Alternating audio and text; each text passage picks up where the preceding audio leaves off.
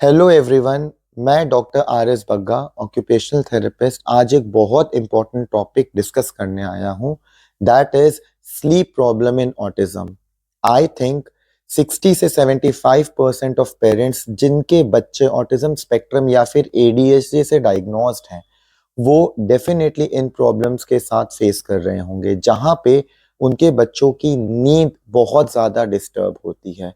Well, इस video में हम बेसिकली जानना चाहेंगे कि क्या रीजंस है जिसकी वजह से स्लीप प्रॉब्लम बच्चों को आ रही है, एंड सेकेंडली क्या सॉल्यूशन है इस सब चीज़ों का, एंड थर्ड जो कि एक बहुत कंफ्यूजिंग क्वेश्चन होता है, क्या मेरे बच्चे को नींद की दवाई चाहिए या नहीं। आइए, मैं डॉक्टर आर एस बग्गा आप लोगों से आज इसके बारे में डिटेल में डिस्कस करूंगा।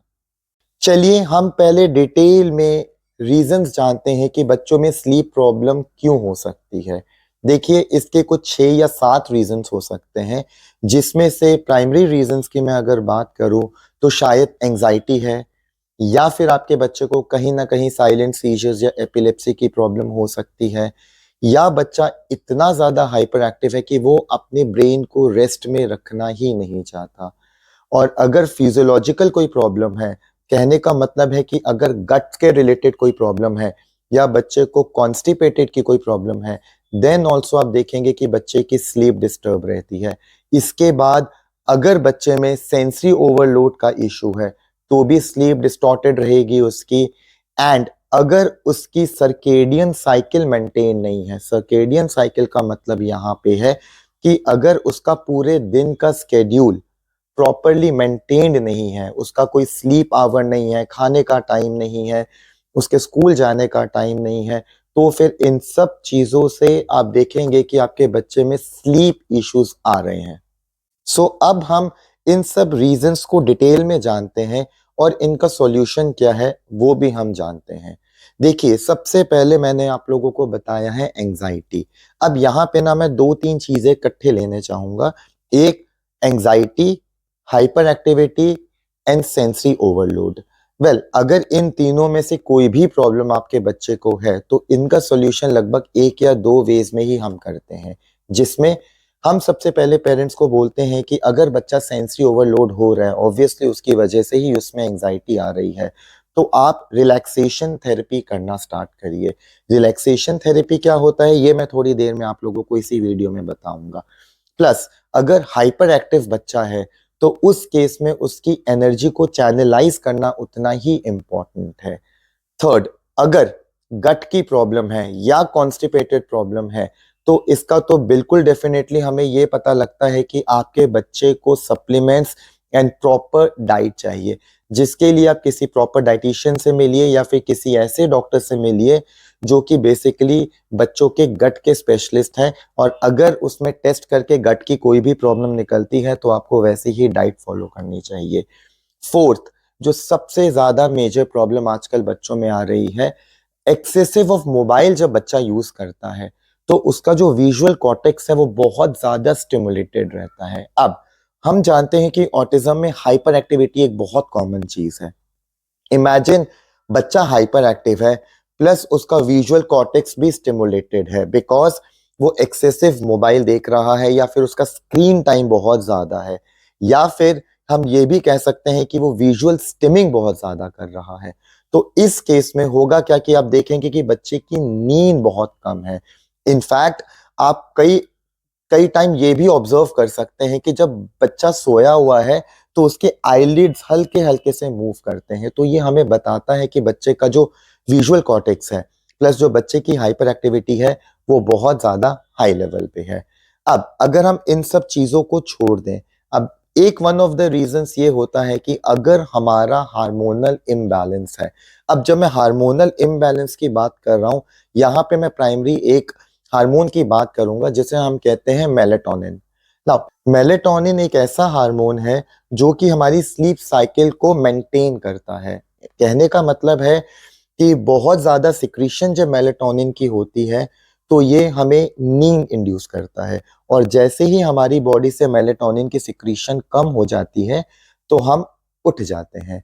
और अगर अब यहाँ पे जो सबसे इम्पोर्टेंट चीज़ जानने के लिए है वो ये है कि जो नेचर है उसने ऐसे क्रिएट किया है कि मेलेटोनिन की सिक्रीशन अंधेरे में, डार्क में ज़्यादा होती है और उसकी सिक्रीशन रिड्यूस हो जाती है जब ब्राइटनेस या फिर उजाला होता है। इसीलिए हमें नींद रात को ज़्यादा आती है एज़ कंपेयर टू मॉर्निंग। अब इन रीज़न्स को जैसे हम लोगों ने एक डिटेल में समझा है, तो आइए अब मैं नेक्स्ट पार्ट में आप लोगों को बताऊँगा कि इसका सॉल्यूशन क्या है। कई बार क्या होगा कि हम ना 2-3 सॉल्यूशन लेके चलेंगे, तब जाके हमें लगेगा कि बच्चे की स्लीप पैटर्न में काफ़ी फ़र्क आया है।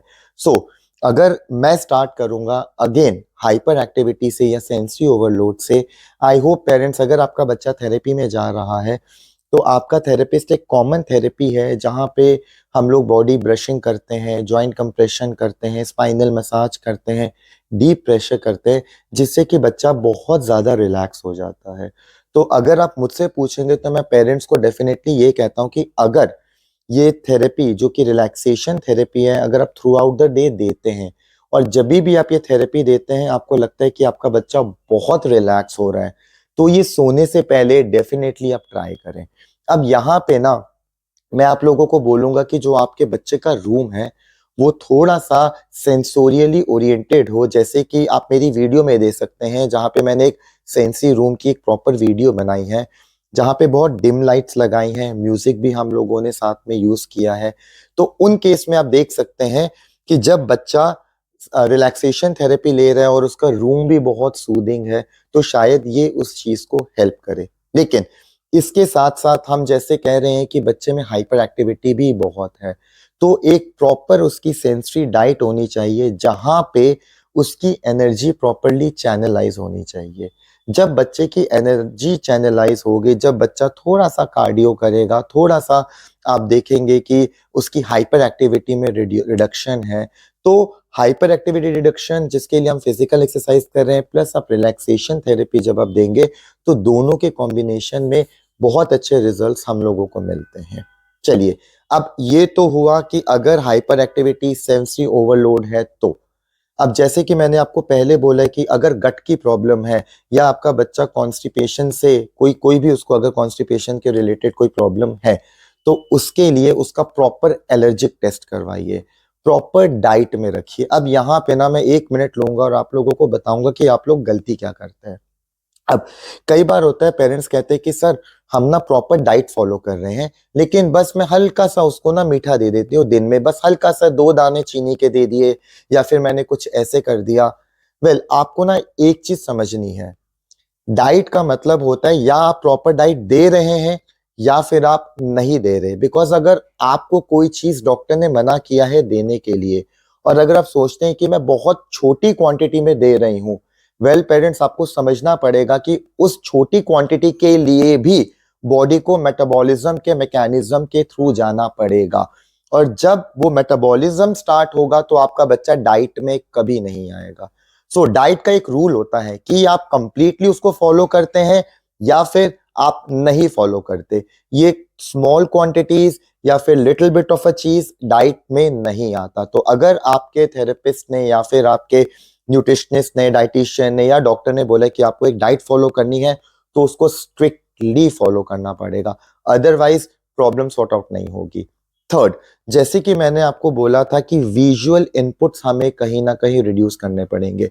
ज़रूरी नहीं है कि मोबाइल ही एक ऐसा विजुअल इनपुट है जिसकी वजह से आपका बच्चा उसका विजुअल कॉर्टेक्स स्टिमुलेटेड है और उसकी वजह से ही वो हाइपर एक्टिव है या उसकी स्लीप प्रॉब्लम है। इनफैक्ट अगर आप रात को सोते हैं एक छोटी-सी लाइट लगा के, तो हो सकता है कि वो छोटी-सी लाइट भी आपके बच्चे के लिए एक विजुअली बहुत ज़्यादा स्टिमुलेटेड चीज़ हो। तो यूजुअली आप ट्राई करिए, हो सकता है कि ये फ़ॉर्मूला सक्सेसफुल हो कि आप अपने बच्चे का रूम बिल्कुल डार्क करिए, आप भी बेड पे लेटिए, उसको भी लेटाइए। हो सकता है कि इनिशियली वो 2-2 घंटे बेड में यहाँ-वहाँ चलता रहे, but down a period of time at least like अगर आप मुझसे पूछेंगे, तो 1 महीने के अंदर कहीं न कहीं आप देखेंगे वो जो 2 घंटे का उछल-कूद है बेड में, वो रिड्यूस होके हाफ एन आवर हो जाएगा एंड अगेन अगर आप इस चीज़ को लॉन्ग टर्म में मेंटेन करेंगे, तो शायद उसकी स्लीप साइकिल ठीक हो जाए।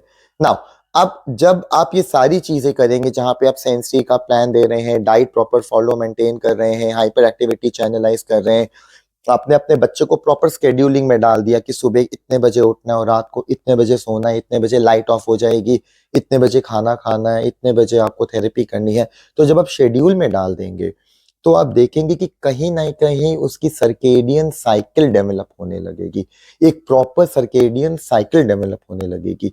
और जब ये साइकिल डेवलप होने लगेगी, जब हमारे ब्रेन के हाइपोथैलेमस को पता लगने लगेगा, तो आप देखेंगे कि जो हार्मोनल इम्बैलेंस है बॉडी में, वो कहीं ना कहीं बैलेंस स्टेट में आना शुरू करेगा और इससे नींद में बहुत ज्यादा हेल्प मिलेगी। फाइन।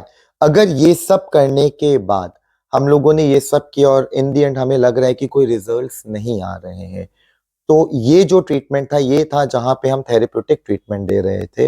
लेकिन इस ट्रीटमेंट को एटलीस्ट आप 6 मंथ्स तक तो फॉलो करो ही करो। और जब आप ये फॉलो करेंगे और कोई रिजल्ट्स नहीं आ रहा, तो फिर डेफिनेटली आपको डॉक्टर के पास जाना पड़ेगा। और मैं ना आपको एक श्योरिटी देता हूँ, जब भी आप डॉक्टर के पास जाएंगे ना, डॉक्टर हमेशा मेलेटोनिन के साथ ही स्टार्ट करेगा, बिकॉज ये एक ऐसा हार्मोन है, जब वो डॉक्टर देखेगा कि मेलेटोनिन ही प्रॉपर सिक्रीट नहीं हो रहा, तो और हम हार्मोनल जो होता है मेलेटोनिन, उसको हम मेडिसिन के थ्रू दे रहे हैं और उसकी सिक्रीशन से अगर नींद आ रही है, परफेक्ट, कोई प्रॉब्लम नहीं है। पेरेंट्स यहाँ पे ना आपको बिल्कुल डरने की जरूरत नहीं है कि मेरे बच्चे को कोई मेडिसिन मिल रही है, बिल्कुल भी नहीं। ये एक हार्मोनल बेसिकली चीज है जो आपके बच्चे को दिया जा रहा है, ताकि उसका मेलेटोनिन प्रॉपरली सिक्रीट हो, जिससे कि उसकी स्लीप साइकिल बेटर हो। तो ये चीज आप देख सकते हैं। और अगेन, अगर ये सब कुछ करने के बाद स्लीप साइकिल में कोई प्रॉब्लम नहीं सॉर्ट आउट होती, तो जैसे कि मैंने आपको बोला है कि एपिलेप्सी का आपको प्रॉपर टेस्ट करवाना पड़ेगा। हो सकता है कि anxiety one of the reasons हो, अगर एंजाइटी है तो आपको डेफिनेटली उसके लिए मेडिसिन देनी पड़ेगी। आई नो, जब मेडिसिन का नाम आता है, खासकर जब हम नींद की दवाई का नाम लेते हैं, तो हर पेरेंट हाइपर हो जाता है, ये कहते हुए कि अरे मेरे बच्चे को जरूरत नहीं है। बट अगर आपका बच्चा नहीं सो रहा है, ट्रस्ट मी, उसकी हाइपर एक्टिविटी, उसके बिहेवियर्स, उसका एग्रेशन, उसका डिप्रेशन, उसकी एंजाइटी आप थ्रू आउट द डे देखोगे। तो मेरी एक रिक्वेस्ट आप लोगों से है कि अगर आपको लगता है कि ये सब चीजें आप बच्चों के साथ कर रहे हैं और रिजल्ट नहीं आ रहा, तो डेफिनेटली मेडिकेशन की तरफ जाइए। लेकिन उससे पहले जो चीज मैंने आपको बोली है, अगर आप वो प्रॉपर फॉर्मेट में करेंगे और 6 मंथ्स डाउन द लाइन हम एक लाइन ड्रॉ करते हैं कि 6 मंथ्स के अंदर हमारे बच्चे में प्रॉब्लम सॉर्ट आउट होनी चाहिए, तो मैं श्योरिटी देता हूँ कि आपके बच्चे में फाइन। पेरेंट्स, तो मुझे लगता है कि ये वीडियो थोड़ी सी आपके लिए हेल्पफुल होगी, और अगर है तो प्लीज आप मेरा चैनल सब्सक्राइब करिए। और अगर आपको लगता है कोई और पेरेंट भी इन इश्यूज के साथ एक्चुअली स्ट्रगल कर रहा है, तो प्लीज आप उनको बोलिए कि ये वीडियो जरूर देखें। आई होप कि ये वीडियो आपके बच्चों के लिए बहुत हेल्पफुल होगी। Thank you.